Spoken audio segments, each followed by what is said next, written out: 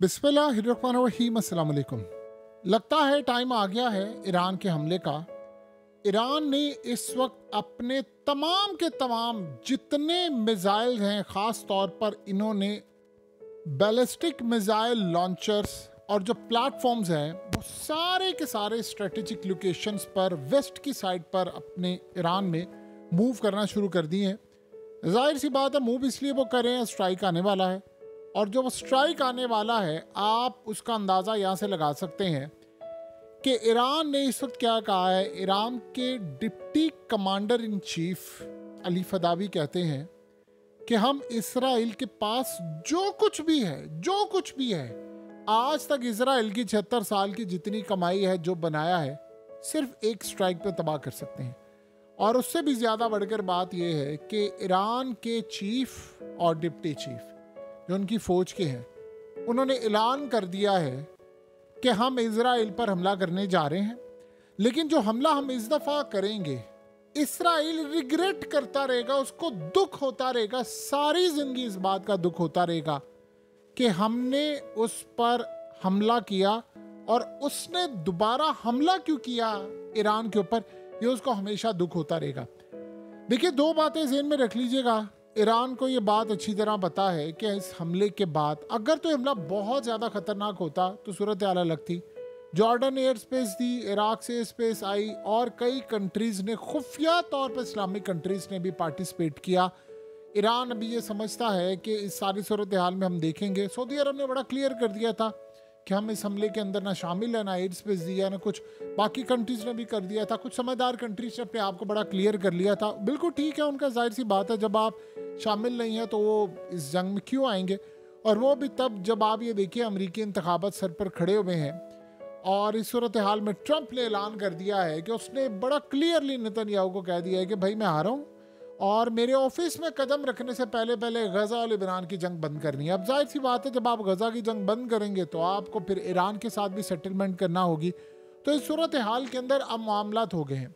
देखिए, जो सबसे अहम डेवलपमेंट है, जो सबसे इस वक्त अजीबोगरीब सूरत हाल है कि ईरान अपने जो एसेट्स है वो इन एरिया में मूव कर रहा है जहाँ पर वो आसानी के साथ, ये बॉर्डर की साइड पर जाहिर सी बात है होती हैं चीज़ें, कि वो आसानी के साथ इसराइल को टारगेट कर सके। और इसराइल को जो उसने टारगेट करना है वो आपको पता है किन किन जगहों पर कैसे कैसे हो सकता है, वो ऑलरेडी हम कई दफ़ा डिस्कस कर चुके हैं। लेकिन जो सबसे अहम डेवलपमेंट है वो ये है कि ये फतेह मिसाइल इस्तेमाल करेंगे, खैबर शिकन इस्तेमाल करेंगे ये इस दफ़ा के हमले के अंदर। और किसी गलत फहमी में ना रहिएगा कि 200, 400, 500, इस दफ़ा का फिगर 1000 तक जा सकता है, क्योंकि एडिशनल मिसाइल सिस्टम जो हैं वो एरियाज में मूव हो रहे हैं। पिछली दफ़ा जो सूरत हाल थी वो डिफरेंट थी, इस दफ़ा वो गालिबन ड्रोन्स भी मारेंगे, एडवांस होगा हमला। देखिए, 2 दफ़ा उन्होंने हमला किया है तो उनके पास अच्छा खासा तजर्बा है। फतेह मिसाइल, खैबर शिकन मिसाइल, ये जो रीडिप्लॉयमेंट हो रही है, असल में इस सारी सूरत हाल में उनकी तैयारी है। अब वो जब मूव उन्होंने कर लिया है तो उन्होंने अपनी पावर दिखा रहे। इस वक्त अमेरिका कर ये रहा है कि ईरान के अंदर जितने उनके एसेट्स हैं, इसराइल के जितने एसेट्स हैं, वो बस ये बात जानना चाह रहे हैं कि हमला किस टाइम होने वाला है। तैयारी उन्होंने पहले से करके रखी हुई है। लेकिन आप जो मर्जी कर लें, आप जितनी मर्जी तैयारी करें, हमला आप रोक नहीं सकते। आप जहन में रखिएगा, 85 से 90% की रेशो है जो ईरान के मिसाइल होंगे वो कामयाब होंगे। ये 85 से 90% की रेशो से है। आप जानना चाहते हैं 85 से 90% रेशो क्या है? इस वीडियो को देखिए जो आपकी स्क्रीन पर चल रही है। ये वीडियो कल रिलीज़ हुई है और ये बेसिकली ईरान ने जो हमला किया था उसकी वीडियो है।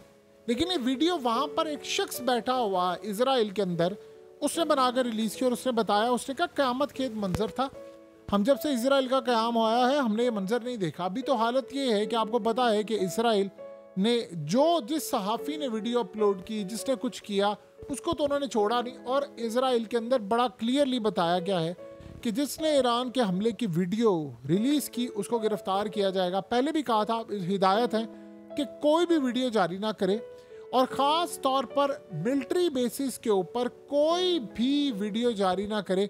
आपको पता है कि जो इजरायली अरब्स हैं, जो अरब रहते हैं इसराइल के अंदर और वो उनके पास इसराइल का पासपोर्ट भी है, वर्क परमिट भी है, उनको सख्ती से मना किया गया है कि अगर किसी ने कोई तस्वीर, कोई वीडियो या किसी सहाफ़ी को, कोई इंटरनेशनल हो, उसको इंटरव्यू भी दिया कि ईरान ने जो हमला किया है तो हम उसको गिरफ्तार करेंगे और उस पर मुल्क के खिलाफ काम करने का मुकदमा दर्ज करेंगे। अब आप सोचें भैया आपको डर क्यों है, काम क्यों रहे हैं इतना? ईरान ही हमला कर रहा है ना, 2 दफा किया, तीसरी दफा कर लेगा तो क्या उखाड़ लेंगे। ईरान ने यह बात कही है कि हमारे पास इतनी ताकत है कि इसराइल ने आज तक जो कुछ बनाया है सिर्फ हम 30 मिनट के अंदर अंदर वो सारा मलिया मेड कर देंगे, हमारे पास इतनी ताकत है। देखिए आयतुल्ला इस दफा चुप नहीं बैठने वाले। उसकी सबसे बड़ी वजह यह है कि इसराइल ने जो बात की है कि हम 100 तैयारों के साथ हमने हमला किया है, ये बात उनकी गलत नहीं थी। आए वो 100 तैयारे ही लेकर थे, हमला उस लेवल का नहीं हो सका, वो अलग बात है।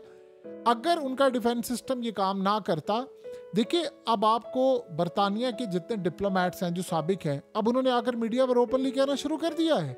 उन्होंने कहा है कि अननोन डिफेंस सिस्टम लगा हुआ था जिन्होंने हमला रोका है और इजराइल को अंदाजा नहीं था इस बात का। आपको पता है कि रूस इस दफा ज्यादा तगड़े तरीके से ईरान के अंदर बैठकर वो हमला रोकेंगे। ये ईरान की बड़ी कामयाबी थी। इसराइल का जो हमला था वो चाहे उन्होंने थोड़ा नुकसान किया वो नाकामी कंसीडर करेंगे। अब एक बात आप ज़हन में रखिएगा, अगर तो वाकई आयतुल्ला का जो प्लान है या जो चीज़ समझ आ रही है इस वक्त पूरी दुनिया को, अगर वाकई ऐसी सूरत हाल है तो बस आप ये समझ लें कि डिमोना के अलावा सारी चीज़ें ये हिट करने जा रहे हैं, जिसमें इजराइल की आर्मी का हेडक्वार्टर है। क्योंकि असल में 2 बातें आप ज़हन में रख लीजिए जो सबसे अहम बात है। इसराइल ने जो हमला किया था उसमें जिन जिन टारगेट्स को निशाना बनाया था और वो हमला रुका था, वो गिनती में अभी नहीं आ पा रहा। ये बात आप ज़हन में रख लें अच्छी तरह। हमें ये नज़र आ रहा है कि उनके डिफेंस सिस्टम पर हमला किया, हमें ये नज़र आ रहा है कि उनकी किसी मिसाइल प्रोडक्शन हाउस पर हमला किया, हमें ये नज़र आ रहा है उनकी बेसिस पर हमला किया। चले ये तो नज़र आ रहा है, ये आपको नज़र नहीं आ पा रहा कि उन्होंने किन चीज़ों पर और हमला किया था जो वो हमला नहीं हो सका, वो रोक लिया गया, वो इंटरसेप्ट कर लिया। असल में वो टारगेट है आयतुल्ला का, और वो न्यूक्लियर फैसिलिटीज भी हो सकता है क्योंकि उन्होंने अभी तक बताया नहीं है। 100 तैयारे आप झक मारने के लिए नहीं लेकर आते। और ये बात आपने ज़हन में रखनी है, इजराइल ने हमले से पहले ये बात कही थी कि हम हमला जो करने के लिए जा रहे हैं वो इंसानी तारीख का सबसे भयानक हमला होगा। ये बात आप ज़हन में रखें। देखिए हमला वाकई बहुत भयानक होना था अगर वो रुकता ना। ये हम सब इस बात को जितना अच्छी तरह समझ ले उतना बेहतर है। इसराइल तो वो मुल्क है कि इवन के कहता भी नहीं है तो वो ऐसे ऐसे हमले कर देता है कि दुनिया हैरान रह जाती है। वो इतनी बमबारी करता है, इतनी तबाही करता है, इतने मासूमों को मार देता है। आप इमेजिन करें अगर वो बताए बगैर ये करता है तो बताकर जब वो आ रहा था, आपको पता है उनकी एयर फोर्स की सारी रेपुटेशन दाव पर लगी हुई थी और अब तो बहुत ज़्यादा लग गई है। तो इस सारी सूरत हाल के अंदर अब जो वो हमला करने के लिए जाएंगे आयतुल्ला के हुक्म के ऊपर, तो ये समझ लें कि बस शायद डिमोना के अलावा हर चीज़ अब हिट होने जा रही है। इसमें 2 चीज़ें आप ज़हन में रख लें कि ये हमला करने से पहले ईरान इस बात के लिए तैयार है कि इजराइल की जानिब से आएगी रिटेलिएशन, और उस रिटेलिएशन को रोकना है रूस ने और ईरान ने। और वो कैसे रोकना है उसके लिए भी वो तैयार बैठे हुए हैं। चाइना के साथ भी उन्होंने कंसल्टेशन की है। असल में अब 2 मामलात हो गए हैं बड़े क्लियर कि जो हमला वो करेंगे वो उसका जवाब देंगे जो मर्जी हो। क्योंकि देखिए इस सारी सूरत हाल में हमला होगा, नुकसान तो होगा। ईरान के ऊपर दोबारा भी जब हमला होगा उसमें भी उनका नुकसान होगा। लेकिन आप ये सोचें कि आम शहरियों को बचाना, आम लोगों को बचाना, फौजियों को बचाना, ये सारी सूरत हाल है। आपको पता है कि ईरान के तकरीबन 4 के करीब फौजी इस सारे हमले में मारे गए हैं।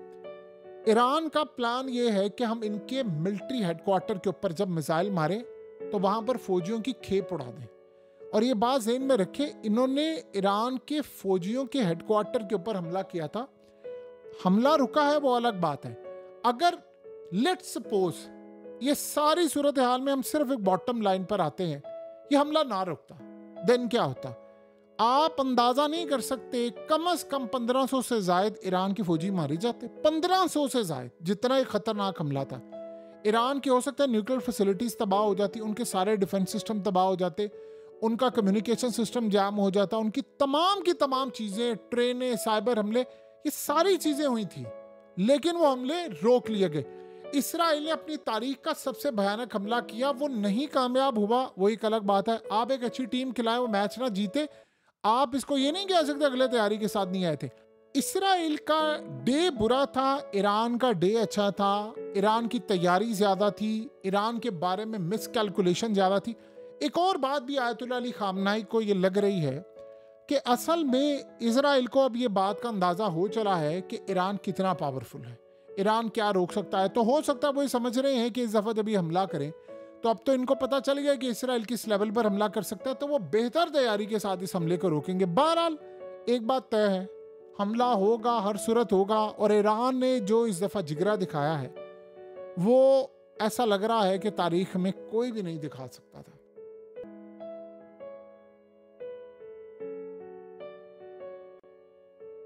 हकीकत टीवी को सब्सक्राइब करना मत भूलें, वीडियो को लाइक करें, शेयर करें और कमेंट सेक्शन में अपनी राय का इजहार ज़रूर करें।